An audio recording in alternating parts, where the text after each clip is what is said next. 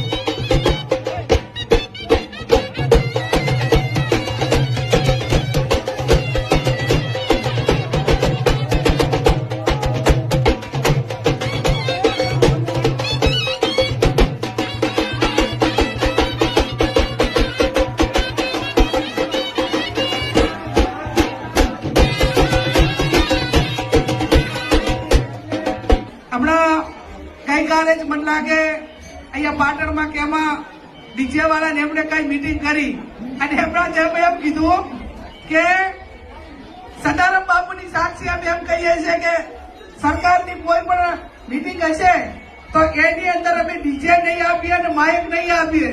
કીધું વાંધો નહીં, અત્યારે અમારી સરકાર નથી, અમને લાગુ પડતું નહીં. ધન્યવાદ.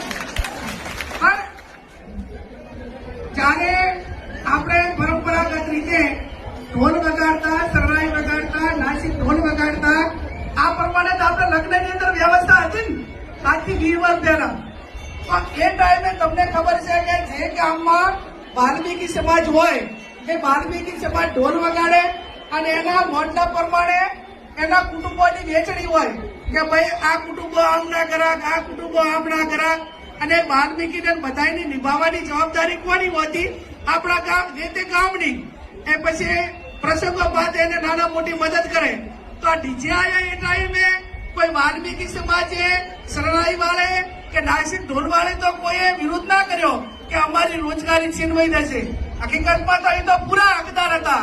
આ ડીજે તો લાખોપતિએ લાવે, પૈસા વાળા લાવે, પણ વાલ્મીકી સમાજ એ જે તે ગામમાં આપણે આશરે પડ્યો છે અને છતાં પણ એમણે ક્યારે આવો વિરોધ ઉઠાયો નતો. અને આ ડીજે માટે હું ગામડામાં છું તો પહેલી રજૂઆત આની આવે.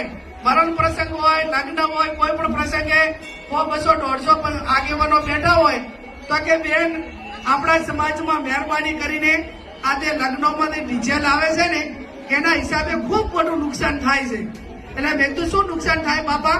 તો કે બેન મોડા ઉધા હારે રમે અને ઓલો ઢોલ વગાડવા વાળો હોય એટલે એને રાતે વગાડવાનો હોય, અડધો કલાક વગાડે, કલાક વગાડે, 1.5 કલાક વગાડે. એનાથી વધારે હાથે વગાડવાનું હોય વગાડી કે નહીં. અને ડીજે ને તમે જેટલી વાર એનું પેટ્રોલ કે ડીઝલ ભરાવો તો 10 કલાક હળંગ વગાડવું હોય તો વાગે કે ના વાગે? એટલે ઓલાથી થાકે ઈરાય નીકળે, વળી બીજા રમવા હોય, વળી ત્રીજા આવે. એટલે ત્યાં પશુ પક્ષી હોય, ઢોરા હોય, પાડોશી હોય, અભ્યાસ કરતા વિદ્યાર્થીઓ હોય, આ બધા ઉપર અસર પડે કે ના પડે?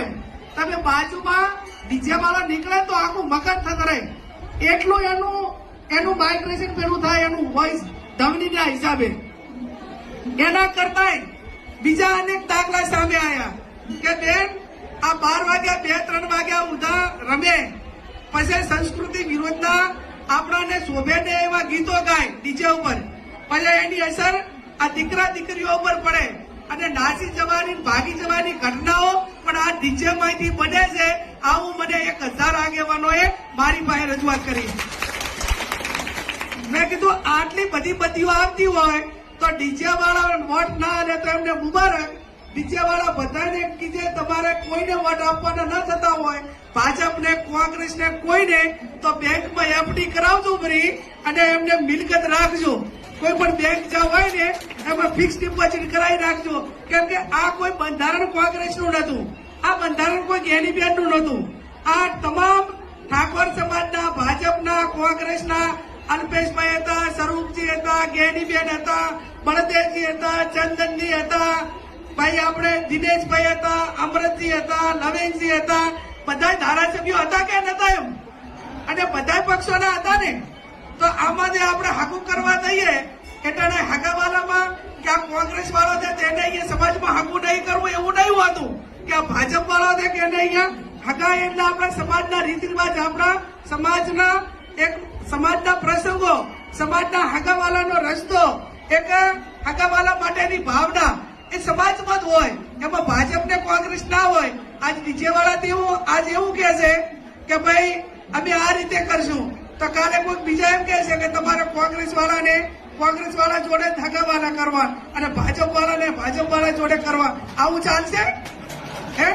હવે કાલ તો કોઈ એવું કે છે. અને આવા નાના મોટે કંઈક દબાવવા માટેની વાતો હોય તો હું માનું ત્યાં એમને મુબારક. આ ડીજે વાળાએ જે વાત કરી તો કાલે બપોરે હોની વાળા એમ કહે છે કે હોની કે અમારી રોજગારી ભાગી પડી, કાલે વાહણા વાળા એમ કહે છે કે ભાઈ અમારી રોજગારી ભાગી પડી, કાલે કરિયાણા વાળા એમ કહે છે કે અમારી રોજગારી ભાગી પડી. તો પછી આ કોઈ બંધારણનો અર્થ રે કરો? હા, અને તમારે બધા તમારી રોજગારી ભાગી પડતી હોય તો તમે એમને વગર પૈસે ઉધારે હાલો, તમારી પાસે હશે ત્યારે આપશું, તમારા દાતા નહીં કરવું એવું, બરોબર ને?